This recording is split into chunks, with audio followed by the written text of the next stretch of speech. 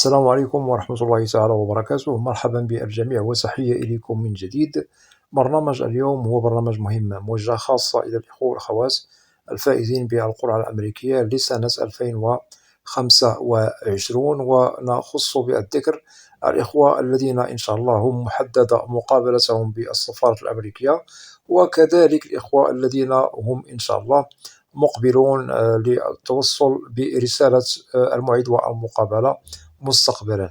إذا هناك نقاط مهمة سوف نتطرق لها في البرنامج، ولا بأس إن استفدتم من البرنامج أن تقوموا بمشاركته مع الأصدقاء والأحبة، هذا كله لكي تعم الفائدة. ولا تنسوا أن تشتركوا في القناة.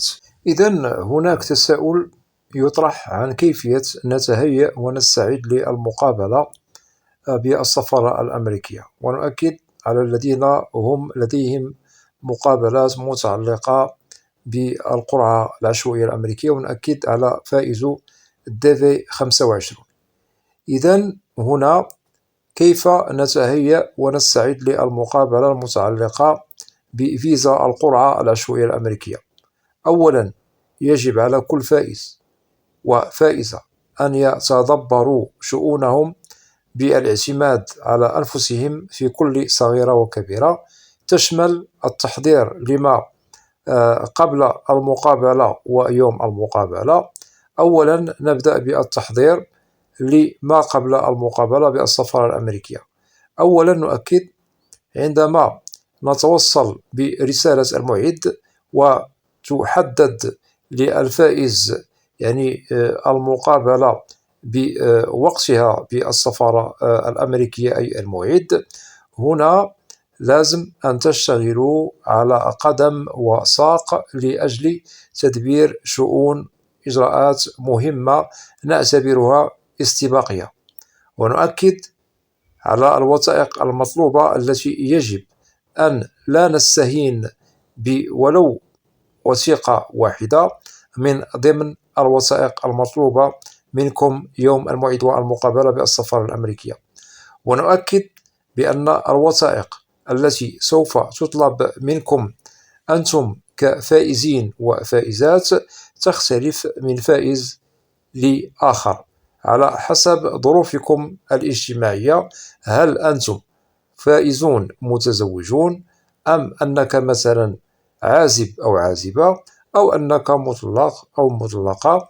وعلى العموم بالنسبة للوثائق سوف نجدها يعني متشابهة بين الفائزين، إلا في بعض الوثائق التي ممكن أن نجد فيها بعض الاختلاف. ونؤكد على الذين هم متزوجين لديهم أبناء أو أطفال، فنؤكد في هذه الحالة الظروف الاجتماعية تختلف، وتختلف معها الوثائق التي سوف نجد بأنها تزيد عند المتزوجين الذين لديهم أسرة متكونة من أفراد. إذا هذه الوثائق المطلوبة منكم يجب أن تقوموا بطلبها من الجهات المعنية في بلدكم الأم، أي لدى المصالح التي تقوم بتسليم الوثائق المهمة المختلفة. وننصح عند طلبكم لهذه الوثائق وتسلمها، أي عندما تستلموها من الإدارة أو الجهة المعنية، يجب أن تقوموا بمراجعة الوثائق لكي لا تقعوا في المحظور، أي يجب أن تقوموا بالمراقبة الدقيقة لكل وثيقة لكي لا تقعوا في المحظور، وهذا لأجل أن تخلو جميع يعني الوثائق من الأخطاء التي ممكن أنها تكلفكم الكثير والكثير. وممكن أنه بسبب خطأ بوثيقة قد تستهين بها أي وثيقة واحدة، ممكن أنها تكلفكم يوم المقابلة الرفض للفيزا لكم، وهذا لا نتمناه لكم. إذا الحذر والحذر عند استلام الوثائق المطلوبة منكم من الجهات المعنية ببلدكم الأم. وأكيد جميع الوثائق التي سوف تقوم بطلبها من الجهات المعنية والمصالح المعنية في بلدكم الأم، بالطبع هي مطلوبة منكم من قبل من طرف يعني السفارة الأمريكية. وأكدنا بأن هذه الوثائق جميعها التي سوف تطلب منكم سوف تقوم بالاشتغال على طلبها من الجهات والمصالح الخاصة ببلدكم الأم، ويجب إعادة النظر ومراجعتها بالتدقيق عند استلامها لكي لا تقعوا كما ذكرنا في المشكل الصادم يوم المقابلة بالسفارة الأمريكية. ونؤكد لازم عدم نسيان ولو وثيقة واحدة. إذن تفادي الأخطاء التي ممكن أننا نجدها ولو في وثيقة واحدة من ضمن الوثائق، أي يجب عليكم مراجعة ومعاينة كل الوثائق قبل المقابلة، ويجب كذلك تفادي نسيان ولو وثيقة من ضمن الوثائق المطلوبة منكم. هذا للنصيحة وللتأكيد قبل المقابلة بالسفارة الأمريكية. إذن هذا من جهة. وأنتقل بكم إلى نقاط أخرى تظل مهمة، وهي عندما تستلموا الوثائق وتتأكدوا بأنها والحمد لله جميعها ليس بها أخطاء ولا تنقصها وثيقة واحدة، نأتي إلى المرحلة كذلك التي تظل مهمة وتتبع ما بعد استلام الوثائق، وهي ترجمة الوثائق. نؤكد يجب عليكم أن تشتغلوا على هذا الإجراء كذلك بنظام وانتظام بدون خلط الأوراق، أي يجب أن تقوموا بترجمة الوثائق إلى الإنجليزية لدى مكتب مشهود له بالكفاءة، أي يجب أنه هذا المكتب نجد بأن اسم المترجم معترف به ومقبول لكي لا تقعوا في فخ الأخطاء التي تدخل في صلب الترجمة المتعلقة بالوثائق. ونؤكد كلما بحثتم على مكتب ترجمة مقبول ومعترف به بالطبع لدى السفارة الأمريكية، فهنا سوف يسهل عليكم إتمام هذا الإجراء بخير وسلام. وأكيد هذا بدون الوقوع في أخطاء فادحة في الترجمة التي ممكن كذلك أن تشكل عليكم مشكل يوم المقابلة في حالة وجود أخطاء متعلقة بالترجمة، وهذا لا يستهان به أمام ضابط الهجرة، لأنه خطأ في الترجمة يوم المقابلة كذلك قد يكلفكم الكثير والكثير، ممكن أنه ترفض لكم التأشيرة بسبب هذا الخطأ. إذا نؤكد من جديد بعد استلام الوثائق ومراجعتها تتبعها الترجمة لجميع الوثائق بالإنجليزية، ولازم ومؤكد مترجم مقبول لكي لا تقعوا في مشكل الأخطاء يوم المقابلة بالطبع، لأن هناك وثائق مطلوبة مهمة منكم، لازم أن تتفادوا مشكل الأخطاء. وكذلك نؤكد بأنه عندما تنتهوا من هذه الإجراءات أي جمع الوثائق وترجمتها، ننتقل إلى إجراء آخر وهو مهم والذي يتبع الإجراء السابق الذي ذكرناه لكم، سواء طلب وثائق إلى أن نصل إلى الترجمة. ونؤكد على الإجراء المهم المتعلق بأخذ موعد مع الطبيب المعتمد لدى السفارة الأمريكية.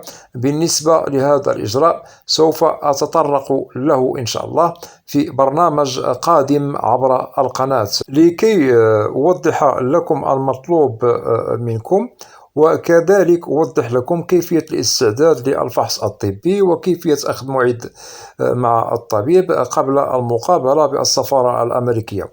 وأتمنى أن تكونوا في الموعد لكي تعرفوا الإجراءات التي سوف تتبعكم ما بعد التوصل برسالة الموعد. وللخلاصة، كل من هم معنيون بتحديد مواعيد مقابلاتهم بالسفارة الأمريكية، فهنا بالنسبة للبرنامج فهو يعنيكم في كل الإجراءات السابق والسالف ذكرها قبل قليل، ويجب أن تشتغلوا على كل إجراء يأتي ما بعد التوصل برسالة المعيد بنظام وانتظام، لأنه الفصل والحسم هو مصيري وتتبعه إجراءات مهمة بعد جمع الملف والترجمة والفحص الطبي لأجل المقابلة بالسفارة الأمريكية. وكلما اشتغل الفائز أو الفائزة على الإجراءات الاستباقية بنظام بدون وقوع في أخطاء، فالمصير المنتظر في يوم الفصل والحسم للمقابلة بالسفارة الأمريكية بالنسبة للفائزين نتائجه نحسبها بخير. ممكن للفائز أو الفائزة يتحصلوا على الفيزا بسلام، لأنه الاستعداد والتهيؤ لما بعد التوصل بالموعد، أي برسالة الموعد أو يوم المقابلة بالسفارة الأمريكية، هو المهم، وهو الذي يسير بالفائزين إلى بر الأمان للحصول على الفيزا بنجاح بدون عرقلة وبدون مشكل. ونؤكد على كل من يعنيهم الأمر، في حالة أنه نظمتم المطلوب منكم سواء قبل المقابلة ويوم المقابلة بالسفارة الأمريكية، فاعلموا بأنكم لن تجدوا مشكل في الحصول على فيزا القرعة الأمريكية. أما في حالة أنكم لم تستعدوا للمراحل الأخيرة سواء الاستباقية أو التي يوم المقابلة، فمسار فوزكم بالقرعة تأكدوا ممكن أنه تضيع يعني الفرصة منكم للحصول على الفيزا، لأنه الاستعداد والتهيؤ لما قبل المقابلة ويوم المقابلة هو مهم، وهو الذي سوف يخول لكم الحصول على الفيزا يوم المقابلة بنجاح بدون مشكل. إذن ما عليكم إلا أن تعتمدوا على كل إجراء بنفسكم وبدون الوقوع في أخطاء كما ذكرنا، وننصح بعدم الوقوع في كل ما هو يشكل عليكم مشكلا وعرقلة، وإن شاء الله أموركم تمام. ونتمنى لكل من هم محددة مقابلتهم أن تمر أموركم إن شاء الله بخير وسلام، وتتحصلوا على الفيزا في أحسن الظروف والأحوال. ونتمنى كذلك للذين هم إن شاء الله سوف يتوصلوا بالمواعيد مستقبلا حظا موفقا للحصول على فيزا القرعة الأمريكية. وفي حالة أنكم جميعكم أتممتم إجراءاتكم بسلام، فلا بأس أن تشاركونا البشرى، وكذلك تشاركونا كل ما هو مستجد يتعلق بالمواعيد التي توصلتم بها، وتشاركون كذلك التجربة التي مررتم بها يوم المقابلة بالسفارة الأمريكية، لكي يستفيد جميع الفائزين الذين هم معنيون بالقرعة الأمريكية لسنة 2025 من التجارب التي مررتم بها، وهذا سوف يظل في ميزان حسناتكم. وبالتوفيق للجميع. وأتمنى في حالة أنه لديكم أسئلة تتعلق ببرنامج اليوم أو أي برنامج في القناة، فلا بأس أن تقوموا بوضع تعاليق كأسئلة عبر القناة، وسوف تجدوا الإجابة عبر البرنامج المعروف في القناة، برنامج أسئلة وأجوبة، لأنني لا أستثني منكم أحدا. وأتمنى من الإخوة والأخوات الذين لا زالوا لم يشتركوا في القناة، أدعوكم للاشتراك في القناة وتفعيل زر الجرس ليصل إليكم كل جديد. ولا تنسوا أن تدعمونا دائما بلايك لكي نصل إلى أكبر نسبة من المشاهدة. وأسألكم الدعاء، وإلى لقاء قريب بإذن الله، والسلام عليكم ورحمة الله تعالى وبركاته.